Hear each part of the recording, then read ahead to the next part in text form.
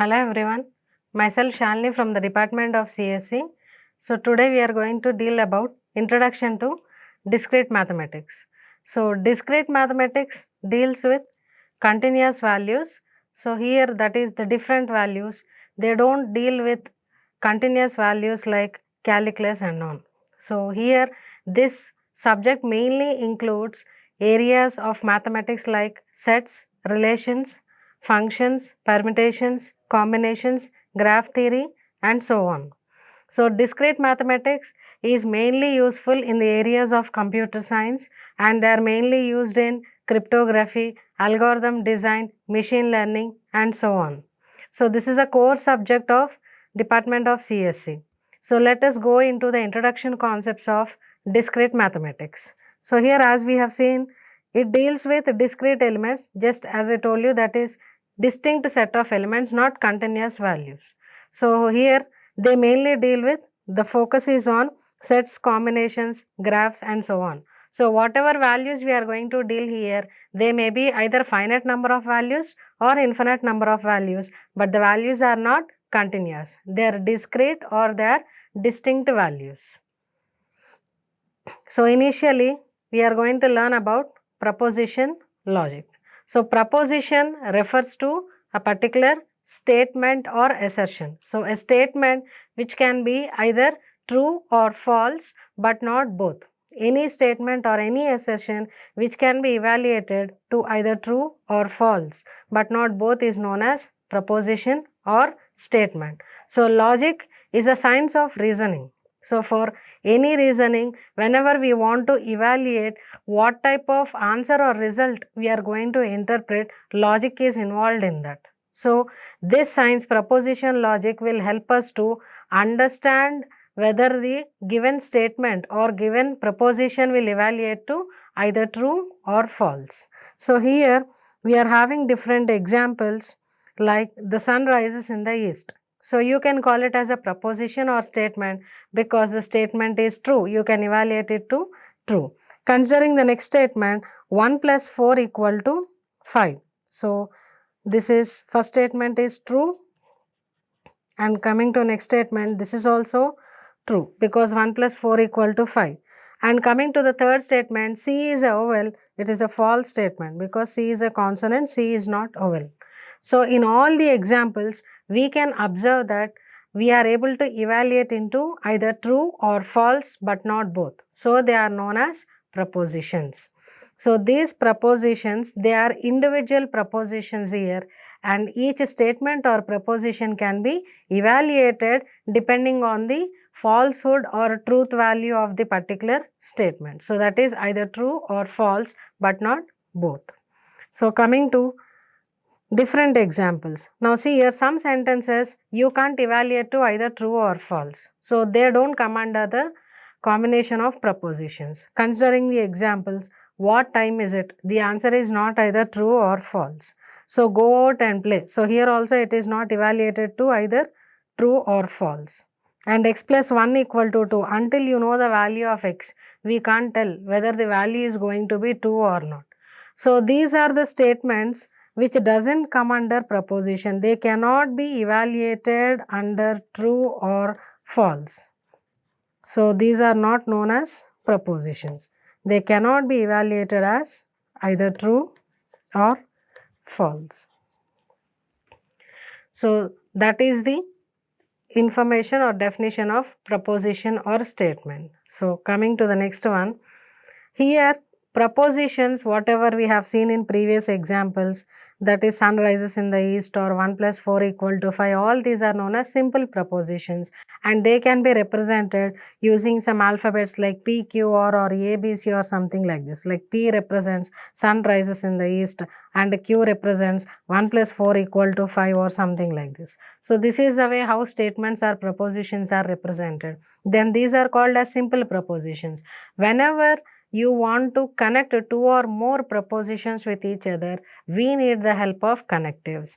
And with the help of connectives, the propositions thus formed are known as compound propositions. So simple propositions can be converted into compound propositions with the help of connectives. So in this session we are going to see what are different types of connectives. So here you can see first one is and, that is known as conjunction, which can be represented as A and B, where A is a simple proposition, B is another simple proposition. Both are combined with and. And next one is or. So this is known as disjunction, represented as A or B. And next one is implication, represented as A implies B. So it means that if A then B. And next one is by implication or by conditional statement, which means A if and only if B. And last one is negation. So represented in this form, negation of A. It works only on a single proposition, where all the above conjunction, disjunction, implication, by implication operates on two propositions, but negation operates only on single proposition. Now let us see the truth tables of each one, how they are constructed. Coming to the first one, that is negation. So as I told, it works on a single proposition. Here we are taking the proposition, let it be P, and its negation is represented in this way, negation of P. So negation means not. So for a single proposition, the possible truth values are only two, that is, one is true, another one is false. So if the input is true, negation of P is false. If the input is false, negation of P is true. So this negation is nothing but it is representing the not of given value, negative of the given value. So that is about the first connective, negation. And coming to the second one, which is conjunction. So conjunction requires two propositions. So in our example, we are taking two propositions. One is P, another one is Q. And this is a symbolic representation of conjunction, which means that P and Q. So what is a general representation of and in English? The same way we use here. So we use and whenever we want any two things to be included, that is both the things to be included. Not either this or that, but both. So when we want both things to be included for anything, and is used. The same thing is applied here. So conjunction P and Q, the result of this conjunction will be true only if both the statements are true, otherwise it will be false. Now let us consider an example that for writing an exam, you need to bring your record and observation so that you are allowed for the lab exam. So let us see how and is going to work, because the teacher says that you have to bring both record and observation. So if you bring record and observation, so both are present, yes, you are allowed into the lab. You are having record with you, but you don't have observation, then you are not allowed into the lab. You don't have record, but you are having only observation, then also you are not allowed. You don't have both, then also you are not allowed, because the teacher says that you have to bring both record and observation. So that is how conjunction is going to work. And that is both must be true, then only the output will be true, otherwise it will be false. And going to the next one, next connective is disjunction. So here also disjunction works on two propositions. So let P and Q be the two propositions. So this is the way how disjunction is denoted, and it is nothing but P or Q. So this disjunction will be true if any one statement is true. It doesn't require that both should be mandatorily true, any one is true. So just like if an option is given to you, bring either this book or that book, then only you will be allowed for the exam. So you can take a choice, any one you can bring. You can, if you bring both also, that is well and good. Otherwise, if any one book is there also, you are allowed for the exam. So same thing we can apply again here. If this is for record and this is observation, so teacher says that bring either record or observation, so you will be allowed into the lab. So you are having both books, yes, you are allowed into the lab. You are having record but observation is not there, still you are allowed, because the condition is or, any one is required.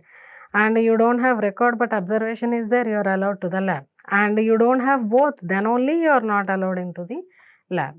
So here disjunction will be true if any one statement is true, and it will be false only when both statements are false. So that is about disjunction. And coming to the next connective, which is implication. So implication can also be called as conditional. So it is used to represent a condition, like if then rules. If some statement happens, then only Q is considered or Q is true, in that way. So if P, then Q. So it is denoted with an arrow mark like this. The meaning of this is if P, then Q. This is known as implication. So when implication will be true, when it will be false, we will see. So let us again take an example. P represents that it rains and Q represents ground is wet. So now, considering the first one, if it rains, then the ground becomes wet. Yes, that happens. So the output is true. It rains and the ground doesn't become wet is not possible, because you can't stop the ground from becoming wet when it is raining. So this is false. And it did not rain, but the ground became wet, maybe due to other reasons, by watering or something. So this is possible. So it is true. So it did not rain, so the ground did not become wet. Okay, this is also possible. So in this way, the truth table of implication can be represented. So implication is false only when a true statement represents false. In all the remaining cases, it will be true. So this is the main thing you have to remember in implication. That is conditional. And next one is by implication. So by implication is nothing but, by implication is by conditional. Implication is already represented as conditional. So by implication can be represented as by conditional. So P double implies Q. It means P if and only if Q. It is written as P if and only if Q. So how to represent this double implication is, you can write it as if P then Q, which is nothing but P implies Q, and if Q then P, and is nothing but again a conjunction here. So Q implies P. So P should imply Q and Q also should imply P, then only it is called as by conditional or by implication. Now in this case, so we will see the truth table when it will be true and when it will be false. So let us consider a student has been studying daily is one proposition, and he passed the course is another proposition. Now you can see, so student is studying daily and he passed the course. Yes, it is possible. So it is true. Student studied daily but he did not pass the course is not possible, because he put his efforts and this cannot happen. So it is false. Student did not study and passing the exam is not possible. So this is also false. Student did not study, so he did not pass the exam. Yes, this is true, because if he did not study, it is not possible to pass the course. So this is how by implication can be represented. So by implication is nothing but the conjunction between P implies Q and Q implies P. And even you can verify that whether the truth table of P double implies Q is equivalent to Q implies P and P double implies Q. So let us see that. Consider P double implies Q. So as I told, it is equivalent to P implies Q and Q implies P. So P implies Q is already present. We will write down for Q implies P, and later we will verify whether this is equal to P double implies Q. So this is P double implies Q. Whether they are logically equal or not, we will verify. So Q implies P, so you should take Q first and P next. So true implies true is true. False implies true is true. But true implies false is false. And false implies false is true. This is Q implies P. Now conjunction should be applied between these both. P implies Q and Q implies P. and see the resultant of it. So the resultant conjunction of both is true true is true, false true is false, this is false, and finally it is true, because conjunction will be true only when both the statements are true. Even if one is false, it will be false. Now as we know the truth table of double implication, here double implication will be true if both are true or if both are false. So the same can be applied here. So both are true, it will be true. Both are false, it will be true. But one is true, another one is false, it will be false. So here we can say that P double implies Q is logically equivalent to P implies Q and Q implies P. So this is known as by implication. So these are all different types of connectives that you can form between two or more propositions to become a compound proposition. Thank you.